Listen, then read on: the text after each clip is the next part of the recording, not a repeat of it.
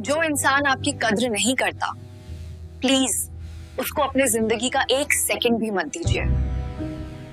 अगर आप इस वक्त ऐसे रिश्ते में हैं जहां आपको फ्यूचर को लेकर कंफ्यूज शब्द का लॉलीपॉप थमाया जा रहा है, तो इस मास्टर क्लास बिना स्किप किए देखें कि आज आप बाबू सोना वाले भ्रम की मौत होने वाली है। आप रात के 3 बजे तक जाकर उस इंसान के मैसेज का इंतजार कर रहे हैं जिसे ये भी याद नहीं कि आपने सुबह खाना खाया था या नहीं। तो आज का जो युवा है रिश्ते को फिक्स नहीं करता, वो तुरंत स्विप करके नया ऑप्शन ढूंढ लेता। आप जिसे घोस्टिंग कहते हैं वो असल में उनका ये बताना है कि मुझे तुमसे बेहतर और आसान डोपामिन का सोर्स मिल गया है। आप उनके लिए इंसान थे ही नहीं, आप सिर्फ एक कंटेंट थे जिसे उन्होंने कंज्यूम किया। और अब बोरियत आई तो पूरी में ज्वलंत मुद्दे को लेके आई हूँ जिससे आज की युवा पीढ़ी बहुत ही ज्यादा परेशान है और उस एक दलदल में फंसते चले जा रहे हैं। हमारे भारत की एक बहुत ही अजीब सा विरोधाभास सुनने को मिलता है। भारत की फ्राइडे की रात को जो वह डेटिंग एप्स पे कैजुअल वाइब्स और ओपन माइंडनेस की बात कर रहा हो, ठीक 36 घंटे बाद संडे की सुबह वही युवा अपने डाइनिंग टेबल पर बैठकर अपने पेरेंट्स के साथ, अपने गार्जियन के साथ बैठ जाति,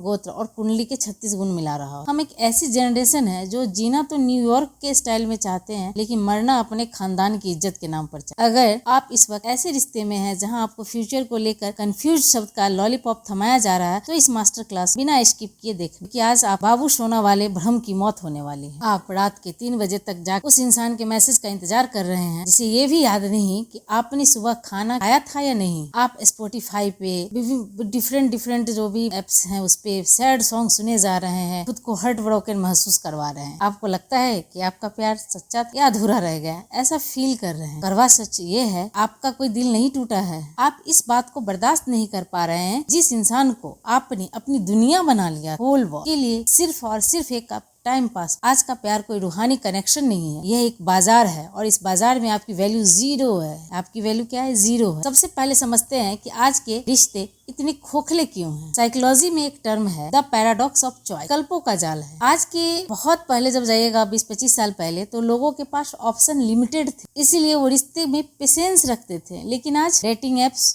और इंस्टाग्राम ने इंसानों को जोमेटो के मेनू कार्ड में बदल दिया है। अगर सामने वाले में कोई छोटी सी भी कमी दिखी या थोड़ा सा भी फर्क डालना पड़ा, आज का युवा की बात कर रही हूँ, यहाँ पे किसी जेंडर की बात नहीं हो रही। तो आज का जो युवा है रिश्ते को फिक्स नहीं करता, वो तुरंत स्विप करके नया ऑप्शन ढूंढ लेता। आप जिसे घोस्टिंग कहते हैं वो असल में उनका ये बताना है कि मुझे तुमसे बेहतर और आसान डोपामिन का सोर्स मिल गया है। आप उनके लिए इंसान थे ही नहीं, आप सिर्फ एक कंटेंट थे जिसे उन्होंने कंज्यूम किया। और अब बोरियत आई तो पूरी में। आज के तथाकथित प्यार का सबसे डरावना हिस्सा है द सिचुएशनशिप, ना दोस्ती ना प्यार। ये डार्क साइकोलॉजी का सबसे बेहतरीन है। सामने वाला इंसान आपको कभी कमिटमेंट नहीं देगा, लेकिन वो आपसे वो सारे बेनिफिट्स लेगा जो एक पार्टनर से मिलते हैं। गौर कीजिए, जो आज का आप लोग का प्यार है उसमें कमिटमेंट नहीं है। क्या है? बस एक बेनिफिट लेगा आपसे जो उसे पार्टनर से मिलना चाहिए, और आपको फीड क्रम्बिंग देगा, यानी वो आपको बस उतनी ही अटेंशन देगा जिससे आप जिंदा रहें और उनके पीछे भाग। लेकिन इतनी कभी नहीं देगा कि आप सिक्योर। और आप क्या कर रहे हैं? आप उनके लिए फ्री थेरेपिस्ट बन चुके। वो इंसान अपना चाइल्डहुड ट्रॉमा, अपनी इनसिक्योरिटीज और अपना सारा मेंटल कचरा आपके दिमाग में डंप, इसे हम ट्रॉमा बॉन्डिंग कहते हैं। आपको लगता है कि आपसे अपने रात शेयर कर रहा है वो, इसलिए वो आपसे प्यार करता है? नहीं, वो सिर्फ अपना खालीपन, लोनलीनेस भर रहा है। जिस दिन उसका वो खालीपन भर जाएगा, वो आपको यू डिजर्व बेटर क्या बोलेगा? यू डिजर्व बेटर या I need to focus on my career बोल के निकल जाएगा। तो इस सस्ते प्यार के बाजार में अपनी इज्जत कैसे बचाएं? अब जो है सबसे बड़ी मुद्दे की बात है कि इतना जो भ्रमजाल, माया जाल आपके द्वारा, इस समाज के द्वारा जो फैला दिया गया है, उस समाज के बाजार में अपनी जो इज्जत है उसको कैसे बचाएं?